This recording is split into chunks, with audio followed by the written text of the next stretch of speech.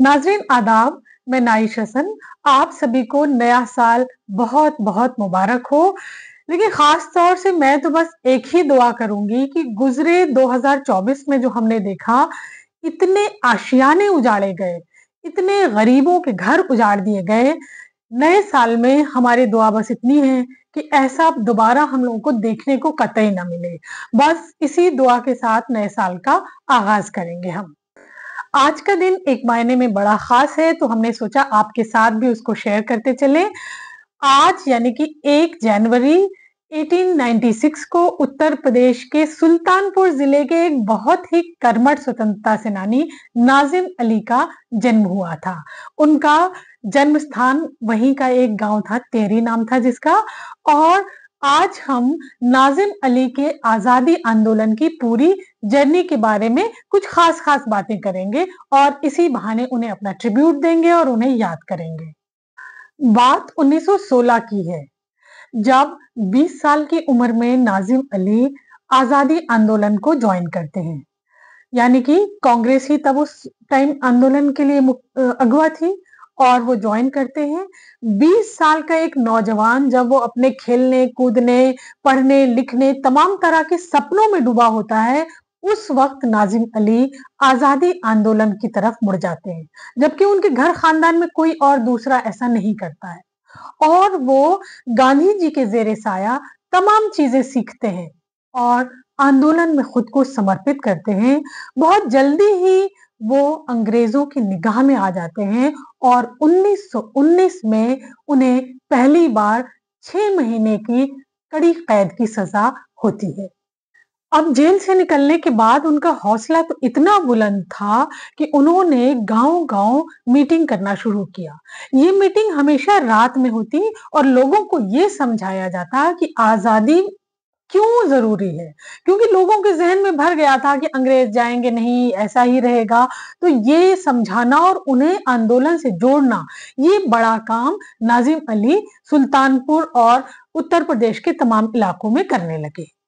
अब ये ज़्यादा अंग्रेज़ों की निगाह में आ गए और 1921 में असहयोग आंदोलन में इनकी भूमिका काफ़ी सक्रिय रही और इस वजह से अंग्रेज़ों ने एक बार फिर इनको निशाना बनाया और जेल में डाल दिया। इस दौरान उन्हें बहुत ही यातनाएँ दी गई जेल में, उनके नाखून निकाले गए, उन्हें बहुत तरह की परेशानियों से गुज़रना पड़ा। नाजिम अली बार-बार जेल जाते रहे, इस वजह से उनकी पढ़ाई मुकम्मल नहीं हो पाई, वैसे ही जैसे उस दौर के तमाम स्वतंत्रता सेनानी जो अपनी नौकरियों को छोड़कर, अपनी तालीम को छोड़कर आज़ादी आंदोलन में लग गए थे। और उनके बार-बार जेल जाने से जो असर हुआ, उनके बच्चे किस मुश्किल से पढ़ पाए और उनकी पत्नी जो थी खत्मुल-निसा, उन्होंने एक बहुत अहम रोल निभाया। इस दौरान वो कुछ वकीलों को जान गई थी क्योंकि नाजिम अली बराबर जेल जाया करते थे, तो वो एक तांगा था जो आता था उन उसके ऊपर एक पर्दा बाँधा जाता था जिसके अंदर खत्मुल निसा बैठती थी और वो वकीलों के पास जाती थी, उनकी पैरवी के लिए, उनकी ज़मानत के लिए। ये सिलसिला बराबर चलता रहा। इस दौरान एक औरत क्या झेलती है वो भी समझने वाली बात है और साथ-साथ बच्चों को पढ़ा रही है, खेती-बाड़ी भी वही देख रही है, तो इस संघर्ष को जो पीछे रह जाता है, उसे भी जानने की बहुत ज़रूरत है। तो खत्मुल निसा अपने पति के लिए दुआएँ भी करती और उनकी पैरवी भी करती। उन्होंने 27 साल उनके लिए दुआ की और वो 27 साल लंबा संघर्ष रहा, जब नाज़िम अली आंदोलन में सक्रिय भूमिका निभाते रहे। कभी वो जेल में हैं, कभी वो अंडरग्राउंड हैं, कभी उनके लिए खाना भेजना है, कभी उनकी गुप्त सूचनाएँ किस तरह से रखनी है, ये सारा काम उनकी पत्नी साथ-साथ करती रहीं। व्यक्तिगत सत्याग्रह के दौरान 1940-41 में उन्हें 9-9 महीने की कड़ी कैद की सजा दी गई। उसके बाद भारत छोड़ो आंदोलन में भी उन्हें कैद की सजा दी गई। 12 नवंबर 1942 को उन्हें 1 साल के लिए नजरबंद किया गया और उन्हें नैनी सेंट्रल जेल भेज दिया गया।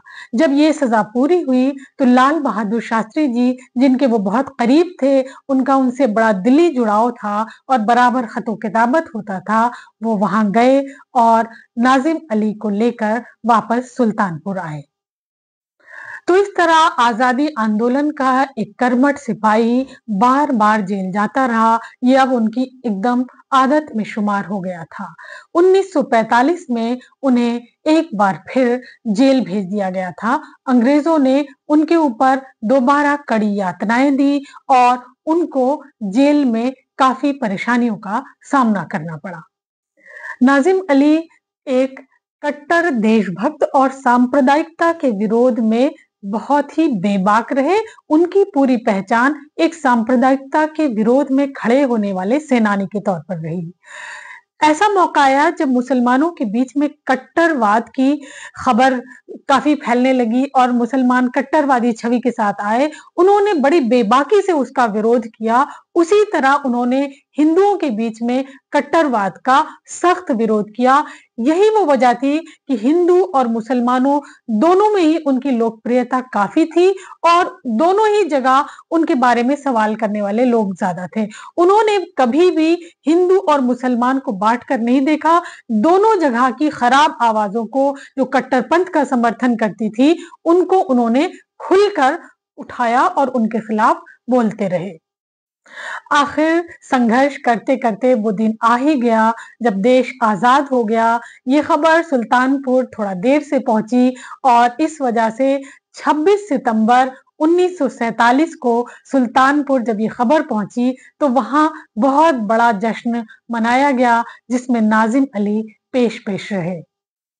देश तो आजाद हो गया था, पूरा देश खुशी में झूम रहा था। सुल्तानपुर और उस कस्बे के तमाम लोग खुशी में झूम रहे थे, लेकिन इसके साथ ही स्वतंत्रता सेनानियों के सामने एक संघर्ष और आके खड़ा हो गया था। वो ये था कि आजादी के बाद तमाम लोगों ने आजादी का गलत इस्तेमाल शुरू कर दिया था। मसलन बेटिकट यात्रा करना ट्रेन में, पुलिस आदेशों का पालन ना करना, गांव-गांव में मिट्टी का तेल ब्लैक करना। मिट्टी का तेल उस वक्त 3 से 4 रुपए लीटर बिकने लगा था।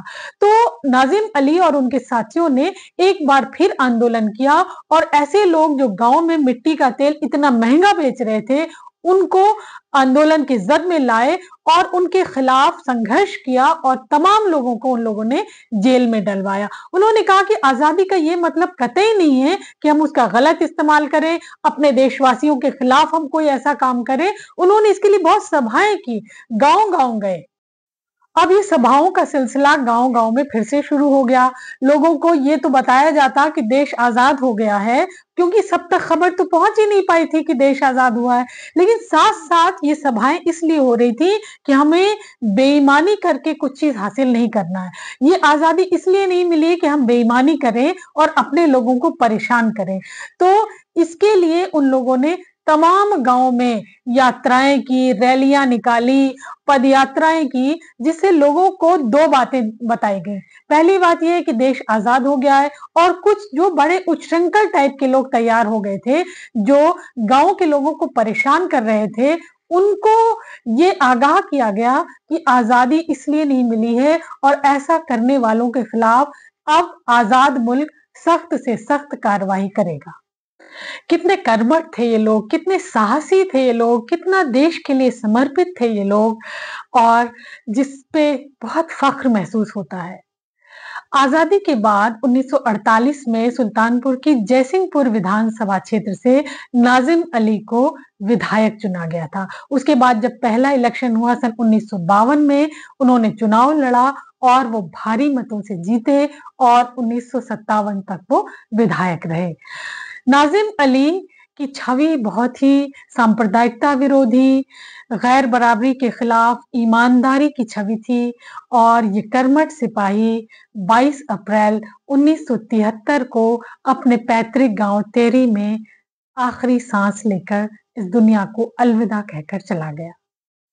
एक खास बात आपको बताना यहाँ चाहती हूँ, जब नाजिम अली का इंतकाल हुआ तो उनके आखिरी दर्शन के लिए तमाम बड़े नेता वहां हाजिर हुए, जिसमें सुल्तानपुर और उत्तर प्रदेश के भी तमाम बड़े नेता वहां मौजूद थे।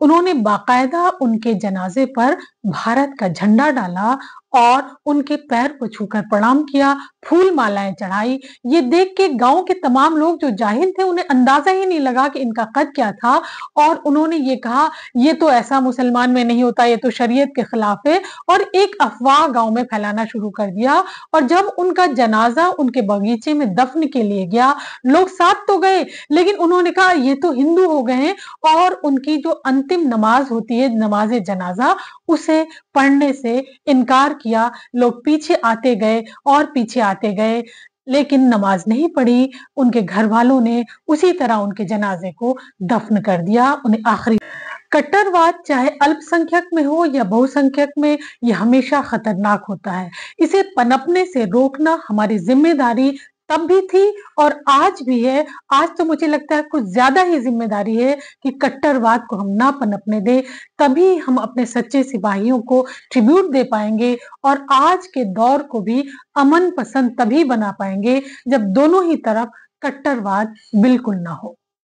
तो ये बहुत मुख्तसर में थी नाज़िम अली के बारे में एक रिपोर्ट। आज उनकी यौम पैदाइश का दिन है। आज हमने उनको बहुत मुख्तसर में ही सही याद किया और मुझे बहुत फ़ख्र है ये कहते हुए कि मैं उनकी पोती हूँ और उनकी लेगेसी को आगे लेके चल रही हूँ। कट्टरवाद ख़त्म करने के लिए, आपसी मोहब्बत और यकजहती के लिए और औरतों के हुकूक के लिए जो भी काम कर सकती हूँ, उसे पूरे खुले मन से करती हूँ। ये मुझे विरासत में मिला है अपने बाबा से, अपने बाबा नाज़िम अली से।